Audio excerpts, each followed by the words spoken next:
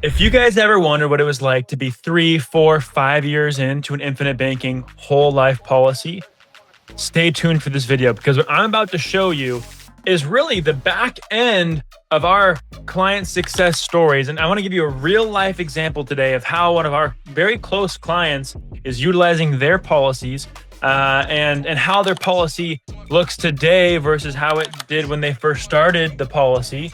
And I want to show you guys from our perspective how we kind of want to understand and maybe reteach the infinite banking concept, because we all know sometimes you get really excited about a concept, really excited about a strategy, you implement it, you're loving it, you're just new investment you're doing, you're excited for, and then a year goes by, 2 years goes by, and you forget about it a little bit. Maybe you lose the enthusiasm you had towards that, or the excitement you had towards that investment or that thing. Well, that happens for a lot of people incorporating the infinite banking concept.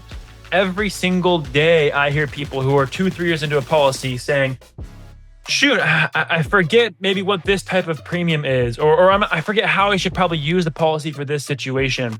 And everyone needs a refresher, right? So today, this is for you guys who have policies, you're deep into it, and you want a refresher. I'm going to use this specific client as an example for you guys, and I'm going to actually tailor this episode towards him, because I'm going to give this video to him directly, personally, and I want you guys to kind of see how I would communicate some of these ideas and re-emphasize some of these ideas for him. And you guys can take out of this what you can, hopefully incorporate some of these same ideas into your guys' practices. And those of you who don't even know what I'm talking about, this is your first time watching a video on our show, please go watch our main presentation. We teach the infinite banking concept, which is a strategy using life insurance as a banking vehicle. I'm going to go over a quick recap today, but if you don't know what this is, go watch our main presentation. You can find it in the link of this YouTube video. So thank you. Let's get into this. So I want to start by giving you a quick overview. When I was first learning about money, educating myself on investing and learning how to make money work for me, learning about the investment world, I had a question that kept popping up in my head, and actually others are bringing it up to me. And so I want to start with that question. The question being, could it be possible that there are more efficient environments to store wealth outside of commercial banks that we are not aware of? Okay. So what does it even mean? Well, look, every single day we all make and save money. And why do we make and save money? Because we're building that up so that one day we spend it. One day we invest it. One day we put it somewhere. Maybe we pay off a debt. That's literally what savings is for. So if you're saving with other banking organizations, is that the most efficient way for you to do it? The answer is no. And I'll talk to you here real quick about why. Well, what is banking? If you look up the actual noun definition of banking, what's banking? It's actually the business of protecting money. So who's going to protect your money better? You or Wall Street? You or Bank of America? You or Wells Fargo? You or JP Morgan? They don't care about you. They don't care about your money. They just want it. So they can invest it and grow for themselves. They're not in it to protect you. And some people will say too that those banks are FDIC insured, and that provides some safety. So there's a lot of protection in a bank account because it's FDIC insured. Well, I would counter that and say, would you lend money to somebody? Because that's really what you're doing when you're putting money with the bank. Would you lend money to somebody that you knew was in a enormous amount of debt with a very, very low probability of paying you back? No, you would not. You would never put your money with them or give them your funds. That's what you do with the bank every single day. They're FDIC insured, yes, but you know what that means? They're backed by the government. And guess what the government's in? Over 100 and whatever trillion dollars of debt. So I am not confident in storing money with a bank. In 2008 and 9, 364 banks went bankrupt. Guess how many of these mutually owned whole life insurance companies did? 0. They were actually profitable during those years because they're not backed by the government. So that means they can't just leverage money and lend money out to whoever they want at a massive ratio or at a massive leverage without any collateral And they can't just print money whenever they want. These insurance companies are private businesses that if they say they have cash, they have to have the cash on hand. So it's a private institution you're getting a policy with and you're trying to do banking with. And there's a lot more protection and safety in doing so. What is the verb form of banking? What's like the act of doing it? Well, the act of banking is protecting money actively, depositing money, and lending money constantly. So when you give money to a bank, they then leverage it and lend it out, making a profit off of your funds. If we just had a place where we could put money that was protected, we could deposit money there and then lend from it, we are now the bank. That is literally the whole concept of being your own bank. It's finding a place where you can do that. And it just so happens to be that whole life insurance is the most efficient vehicle to do that. So why do we use whole life insurance? Well, let's compare the attributes of whole life insurance to a traditional bank. Guess what? It's liquid. You have to have liquidity. If you don't have liquidity in your account, then you can't do banking with it. You can't leverage it. You can't feel confident to deposit money into it. So you need liquidity. And if you were to go get regular life insurance from a random insurance agent or from Dave Ramsey and his folk, you're not going to get any high cash value, any liquidity, because all of it's going to go to the death benefit. So we're very specifically designing these policies to do this strategy specifically. So it's liquid. It's also growing. The current company you have a policy with, John, is One America. One America, just to give you some context, they have been around for 149 years. They have been profitable every single year of their business existence, which means they pay dividends every single year. Historically, their dividends have been in the 7 to 8% range. This example here is just a hypothetical scenario of taking the average amongst a bunch of companies and whatever, but I say 2 to 5.5%. But these insurance companies that we work with are very strong companies. They're very profitable, and that's why they have high dividends, which means you're going to be getting growth inside of your policy every single year. A traditional savings account has 0.07% as the average growth rate amongst all the savings accounts in the market today. Sure, there's some more, sure, there's some less. But that money you have inside of the policy is growing at a guaranteed rate, uninterrupted and compounding interest. Those are very big words with a lot of meaning, but very important. Uninterrupted meaning it's never going to stop growing. It's not going to be interrupted because you're never going to pull money out and stop the growth. It's always going to continue to compound. And by having a policy and leveraging it, you take loans against your policy to access the funds. So that means your dollars continue to grow your whole life. Now, your policy also grows tax-free. A traditional bank is taxed. So tax-free growth. Actually, let's hit that one more second, a little longer. So I can show you the math. And One America last year, their dividend was 6%. After like all the administrational fees and cost of the policy and everything, I think the growth was like closer to like 3 or 4%. But let's just do the math real quick.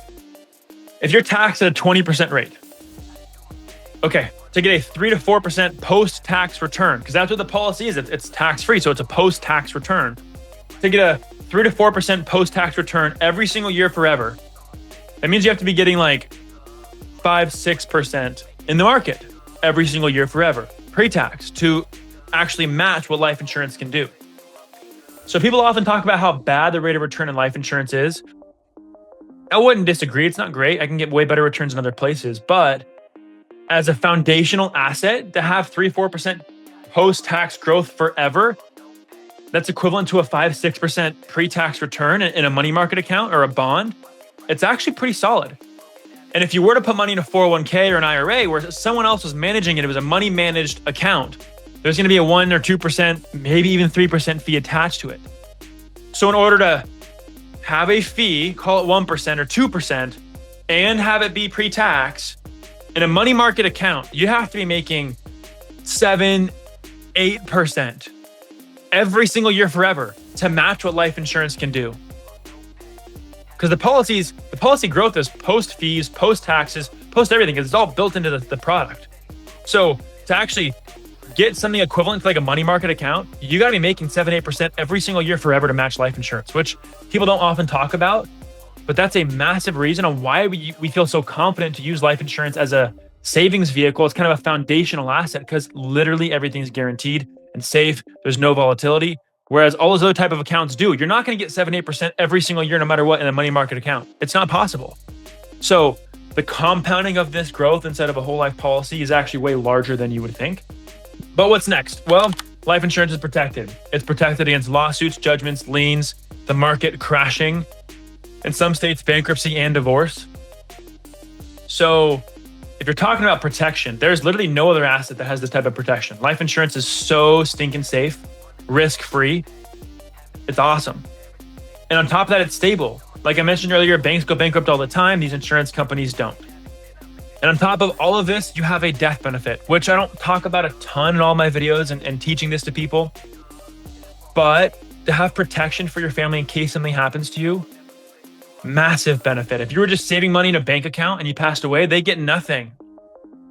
You have a policy, they're going to get a multiple of what you've put into that account. They'll be getting hundreds of thousands, if not millions of dollars paid to them to help with the financial loss at that time. So death benefit is extremely important and kind of just built into this system.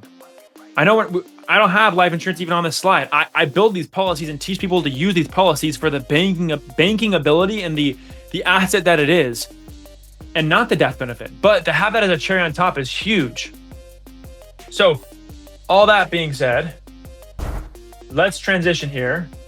Finally want to get to what I was going to try to show you the whole time. This is One America. This is your actual illustration. This was the illustration that we set up your policy with on day one. I did a horrible job of explaining to you how this policy works when we first met and how it's structured. So I want to kind of recap those ideas to you and teach this to you again.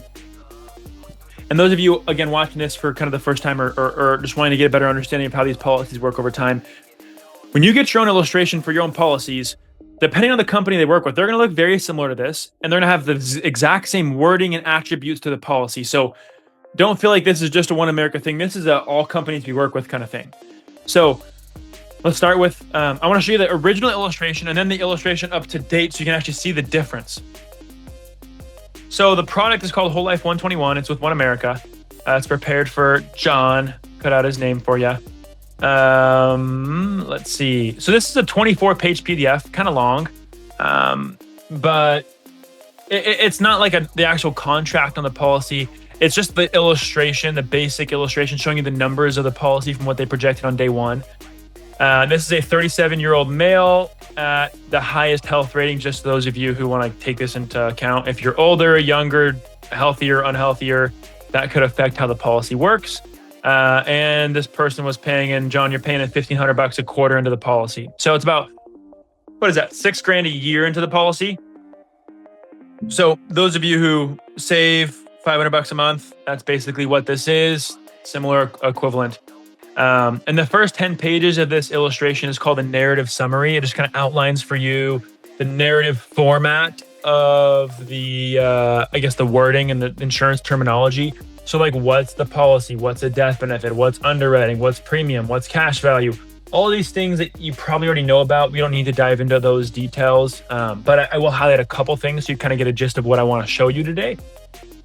I want to highlight the very first sentence. They say that the Whole Life 121 is a participating whole life insurance policy. Stop. That means it is a participating policy. It participates in the dividends that the insurance company has every year. Okay. It also provides a guaranteed death benefit and guaranteed cash value. So right off the bat, this is what you know. Everything's guaranteed. There's no risk, no volatility. It's set from day one. That's why we feel so confident to use this as kind of a foundational banking and savings asset, or even comparable to like a money market account, a bond account, stock account. I would treat this policy better than all those other places. And the reason, again, I feel so confident with that is because everything's guaranteed, as this first sentence on the whole thing states. I'll skip through some of this. I mean, there is a terminal and chronic illness rider on the policy. There is no charge to have these things on there. So another benefit you don't get in any other type of savings vehicle is everything's guaranteed. or sorry, I just got distracted real quick. The policy is a terminal and chronic illness. So if you were to get some terminal or chronic illness in your life or have some sort of long-term care needs, the insurance company would actually accelerate the death benefit to you while you are alive. So there's that benefit as well inside of the policy, which I think is pretty cool. No, you don't get that anywhere else. But this is the meat. This is the piece I want to talk about real quick. Paid up additions.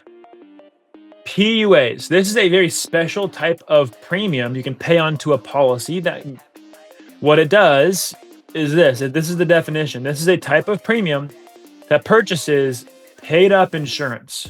So it pays up or pays off, I guess you could say, the life insurance coverage. And because it pays off the insurance coverage, it's all guaranteed to be available to you in cash value.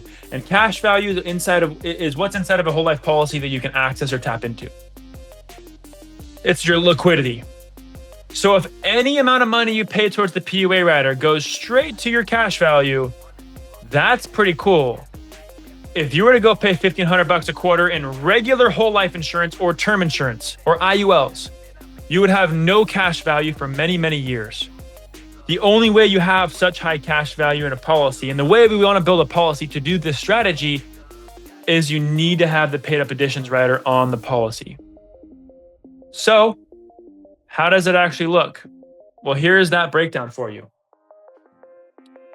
There's two types of premium on the policy. So every quarter you pay $450 a month to regular whole life insurance. Regular whole life insurance is what's buying the death benefit. It's what's going to give you all the guarantees of the policy kind of built into it. But this is what you could kind of consider the cost of the policy because it's paying for the death benefit. It will, however, though, give you cash value. It's just very long-term cash value. And this premium is what's fixed. So if, John, you lost your job or income was low or life was tough for some short period of time, you do not have to pay the full $1,500 a quarter. You only needed to pay the $450 a quarter, which is $150 a month, which I'm sure that would be easy to do for most people in America. $150 a month would be the minimum to keep the policy going, worst case scenario. However, this does not give you much cash value in the short term, but it will long term. And so that is one type of premium you pay on the policy. The rest of it goes to paid up additions. And what paid up additions do is it buys you immediate cash value right away. That's literally all it does. It's also optional premium or flexible, you could call it. So if at any point you did not want to pay into the policy, you would not have to. Okay? You wouldn't. This is not required, just the base premium. But if you do pay the PUAs, it does build your cash value and gives you more liquidity, has more money in there growing for you. So you do want to max fund your PUAs every year.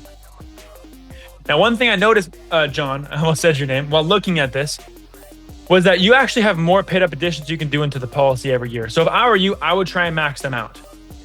If you are doing $6,000 a year in total, $1,700 a year in base premium and $4,200 a year in paid up additions, you probably could do another $300 a month in PUAs or another $3,000 a year. So this could be about $7,000 a year if you wanted to.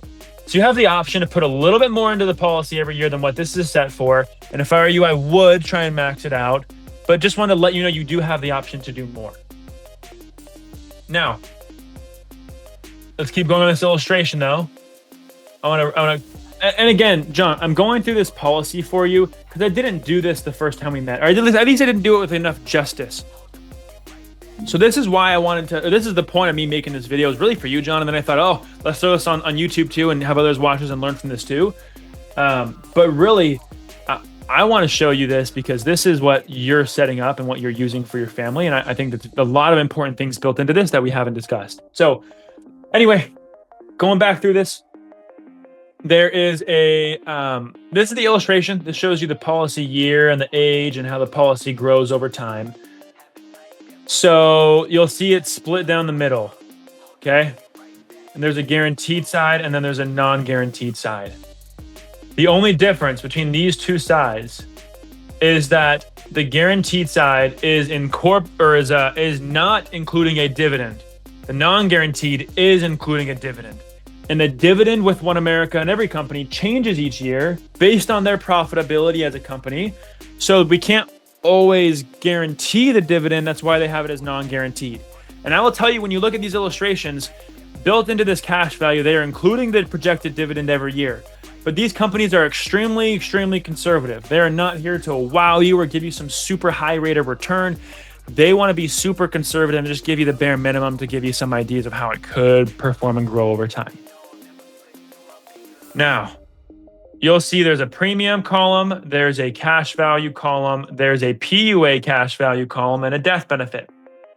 On this chart, they're showing you how much cash value comes from the base premium and how much cash value comes from the paid up additions premium. So how much comes from both types of the premiums you're paying on the policy. And you have access to both. They just separate it out for you here so you can see the difference of what comes from both types of premiums. So if you didn't pay the paid up additions, this cash value would not be as big. If you just paid the base, here's what it would look like. This total net cash value column over here includes all of it combined plus a small dividend. So that's what this is showing you, the growth inside of the policy. And then obviously the death benefits, what you're protecting your family with, which is $140K in year one, and it increases your entire life no matter what. So that's pretty cool. When you're 65, the death benefit's 340 grand. Nothing crazy, but always something to help protect you in case something happens.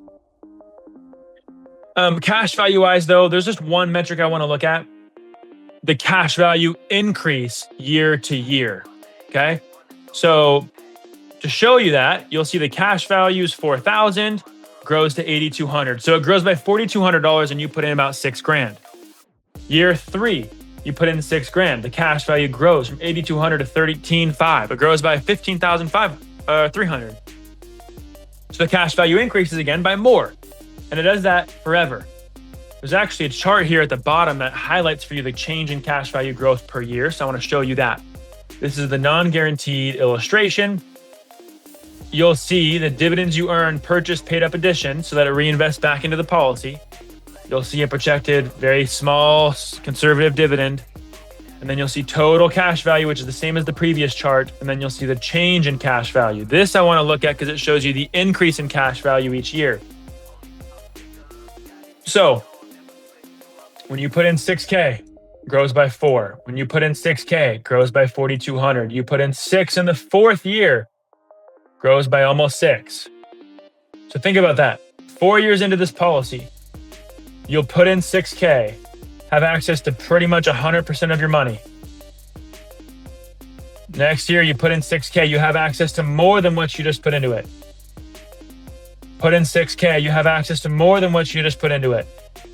Put it after 10 years, I show you just paying the base premium and no more paid up additions. So if you just paid the base premium of $1,700 a year, the cash value increases by $4,000. So it doubles what you put into the policy that year alone, and it just continues to exponentially do that forever. So how I look at this is not as an investment, but as a savings vehicle. You have a savings vehicle that 3 years into it, you know you have access to less than what you put in every year, basically a cost. That's because you're buying a death benefit. After 3 years, okay, you now have a savings account that every dollar you pay into it, you have access to it or more. And it grows your whole life. And you have access to the more. You have access to all of this you can use. You actually could take these funds out and go invest it somewhere that produces a return, and you could refill it. So now after 3 years, you have a bank account that pays you more to have the account. You have a death benefit that's basically free and grows forever. So yes, it's the most efficient savings vehicle on planet Earth. And you can tap into this cash value every single year and use this money, and you would not stop earning a dividend. You would keep earning a dividend forever. You'd still have the death benefit. You'd still be growing on the policy. Nothing changes. You are just now using the cash value, taking a loan against this whole asset to go invest it or pay off debts or go use those funds elsewhere. Now, that actually banking of the policy, the usage of the policy is not actually shown on this chart. The usage of the policy, taking 20 grand out and going to go buy a rental that produces income and refills it. The appreciation you get there, the rate of return you get there, the tax benefits you get in that investment are not shown on this chart. So the actual usage of the policy makes all of this just better. So worst case scenario, you have a cool savings account. Best case scenario, you have a banking vehicle to finance things, invest in things while your money grows at the same time. So, long story short, I know that was a lot of information. I will say, I'm looking at your current policy. You are 3 years into it. I'm not going to show you it because there's too many things I'm trying to show you and teach you right now. So I just want to point this out to you that 3 years into your policy, it said your cash value would be $13,500 and it said your death benefit would be $169,000. Well, actually, as of this year, your cash value is $14,600. So $1,000 of growth more than they projected. And your death benefit's $173,000. So $4,000 of a bigger death benefit. If you actually want to look at the policy 10 years in, with their current projections, continuing with where they're at today, they project your cash value in 10 years will be at $62,000, where they project $6,800. They projected $270 is the death benefit. They project $276 is the death benefit as of the newer numbers, updated numbers. So again, this cash value and death benefit are really worst case scenario. This is what we told you would be getting. You end up having a higher cash value policy, a more death benefit policy, because the insurance company is being more profitable. They have more dividends they're paying than they are projecting. Infinite banking is a concept of banking, saving money in a place you could control, having more benefits, more growth than any other type of savings vehicle, and then leveraging it and lending against the asset to go invest and go purchase things, go bank with it. By using this strategy, you will receive and grow wealth at a much faster rate and have more accumulated long term than if you did not have this system. Because let's do the math real quick. Let's say you needed to buy a car for 15 grand. You're gonna go buy your daughter a car. You could take 15 grand from your policy and go buy the car. Or let's say you saved up 15K in a savings account and then you went and bought that car. Well, if you did that, if you saved 15 grand up and went and bought that car from a savings account, you just lost 15 grand. You lost the ability to earn and grow and compound interest on that 15 grand because you spent it. Whereas in the policy, if you take a loan against your policy to buy the car cash 15 grand and then pay your policy back $300 a month or whatever the car payment would have been, you're now the bank. You're now paying yourself back, and all of the 15K that you spent to buy the car was not gone, not spent. You didn't have any loss of opportunity interest on that money. That money is still inside of the policy, still earning dividends the rest of your entire life, compounding forever, and you just bought the car. If you apply that same math to every financial transaction you ever make, anytime you pay taxes, anytime you buy a rental, anytime you pay off a debt or purchase something for the family, vacation, every time you spend that money, it's gone. But by running it through a system like this and do banking with this, everything will continue to grow forever. Now, your savings doesn't look like it's growing and then spent, growing and then spent, growing and then depleted. You're never going to build wealth by saving and spending, saving and spending. Your account's always going to be at zero.